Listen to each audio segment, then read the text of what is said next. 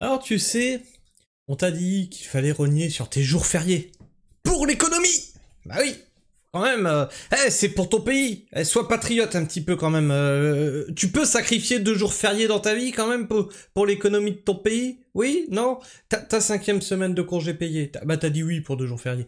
D'ailleurs, t'avais déjà dit oui pour le premier, hein, en 2003, tu te rappelles? La canicule. Oui, bon, tu l'avais déjà mis. Maintenant, on t'en rajoute 2. Bon, maintenant que ton anus est bien dilaté. Bon, la 5e semaine de congé payé. Bon, on va te la faire sauter aussi. Ouais, non, mais tu pourras, en fait, c'est pour ton bien. Parce qu'en fait, c'est des congés payés, on est d'accord. Mais en fait, plutôt que les prendre, ben on te paiera pour que tu travailles. Voilà. Mais c'est pour l'économie, c'est pour le budget. C'est pour ton économie à toi, c'est pour ton bien. Bien sûr, bien sûr, bien sûr. Donc t'auras moins de vacances. Moins de jours fériés, moins de quoi te reposer, quoi. Si jamais tu dois être au chômage, bah, tu seras moins indemnisé. Si tu tombes malade, t'auras pas la sécu. À moins que tu nous obéisses et que tu te fasses vacciner, bien sûr. Ta retraite? Bon, oula, t'as quel âge? Ouais. Là, pour le moment, on réfléchit à 67, hein, mais d'ici là, peut-être 70, 75. Ouais, t'es encore jeune, tu vois. Non, il y a le temps, t'inquiète. Non, le but, c'est que tu crèves, arriver à ta retraite. Nous? À nous! Faire des économies? Oh, écoute, là, on va partir en vacances, on réfléchira à ça après. Combien de temps, les vacances? Oh, 1 mois et demi? Voilà.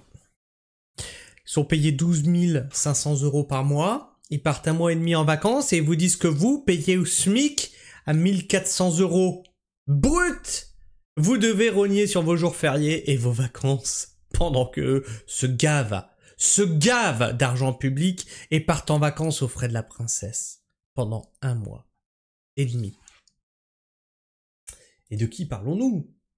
Et bien sûr de l'Assemblée. L'Assemblée, pardon, c'est quoi ce blé? Cette farce géante ne peut plus durer et il retweetait donc Serfia, flash, les vacances estivales des parlementaires dureront 45 jours cette année. Ce sont les plus longues depuis 10 ans. C'est-à-dire que là, ils vous font des réformes d'austérité et eux se prennent des vacances les plus longues qu'on ait eues depuis 10 ans. Non mais là, s'ils se foutent pas de notre gueule, je sais pas ce qu'il vous faut. Avec une rentrée prévue le 22 septembre prochain. Bah, ça va leur faire bizarre le 10 septembre. Hein. Dans les commentaires, qu'est-ce qu'on a? Mais enfin, on travaille dans nos départements. Il n'y a que la séance. Mais enfin, on travaille dans nos départements. Il n'y a que la séance. Il y a tout le travail de terrain. Venez me suivre une semaine, y compris samedi et dimanche, et en soirée, et on en reparle.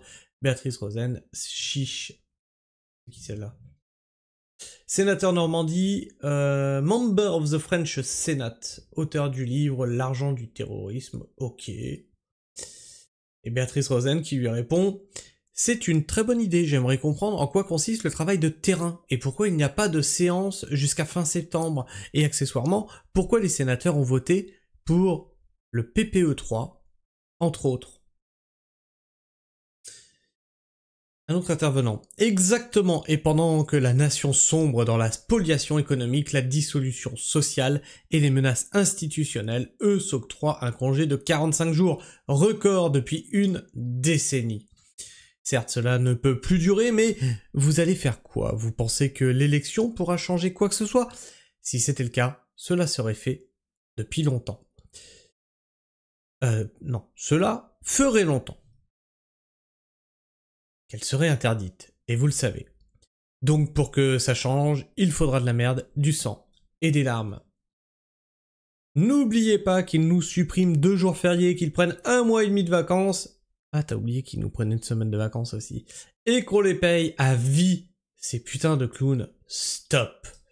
Non mais là, j'ai vraiment l'impression qu'ils veulent qu'on se révolte contre eux pour l'article 16. J'ai vraiment l'impression de ça. Donc, sur l'article de Serfia, qu'est-ce qu'il y a dans les commentaires? Hexagone, la France en chiffres, des vacances bien méritées, les députés vont bientôt cesser toute activité et partir en vacances parlementaires, cette période de l'année sans séance publique ni travaux de commission. Les députés vont bénéficier des vacances parlementaires les plus longues depuis plus de 10 ans. En 2015, 41 jours. En 2016, 43 jours. En 2017, 29 jours. 2018, 31 jours.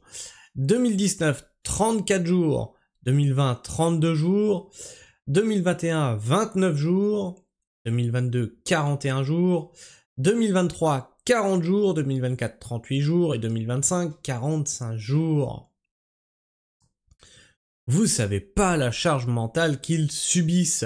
Vous pensez qu'être parlementaire c'est facile? Pourquoi vous le faites pas aussi? Ils méritent des vacances, le pays va... Non mais c'est pas possible, c'est une IA qui a écrit ça. Le pays va mal et c'est les premiers à faire front pour nous, le peuple ingrat que nous sommes. Non, c'est du troll. Non, c'est un bon troll. C'est un très bon troll. Un élu, ici, un élu qui vient chouiner, chiale plus fort, député, Rassemblement National.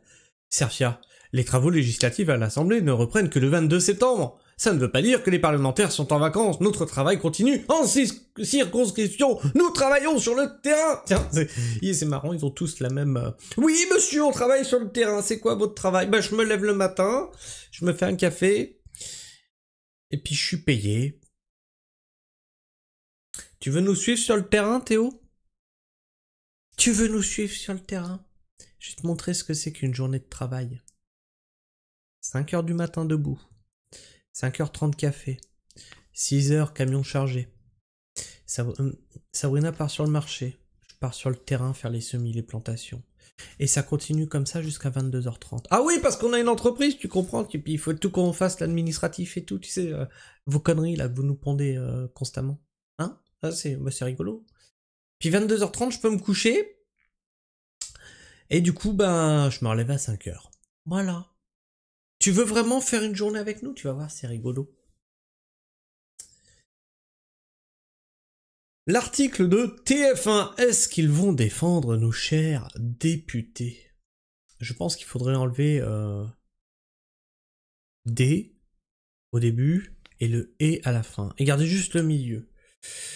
Députés. Voilà, tu vois ce que je veux dire?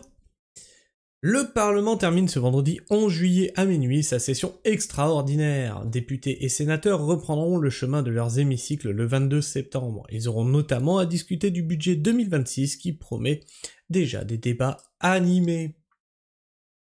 Les députés ont plié leurs affaires jeudi soir. Ce vendredi soir, ce sera au tour des sénateurs.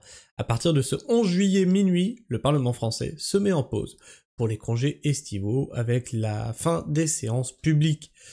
Jeudi 10 juillet, l'Assemblée nationale a achevé l'examen des textes qui étaient inscrits à son ordre du jour.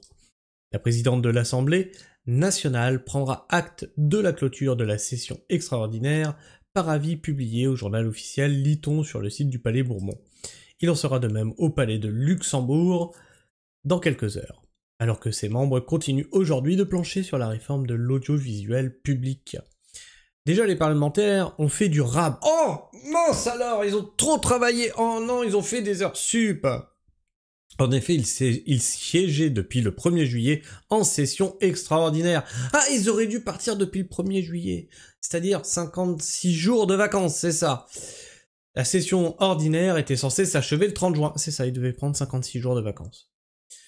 Mais devant le travail et le retard accumulé, ils avaient plaidé auprès du gouvernement pour la mise en place de semaines de travail supplémentaires. Ils sont en train de nous dire qu'ils font des heures sup. Ils sont en train de vous dire qu'ils sont en train de faire des heures sup, là. C'est magique. Ces derniers jours, ce temps supplémentaire leur a notamment permis d'adopter une réforme de statut des élus locaux, la refondation de Mayotte, l'élection des membres du Conseil de Paris et des conseils municipaux. Ah bref, ils ont fait des heures sup pour se voter des trucs entre eux, tu vois. C'est mignon.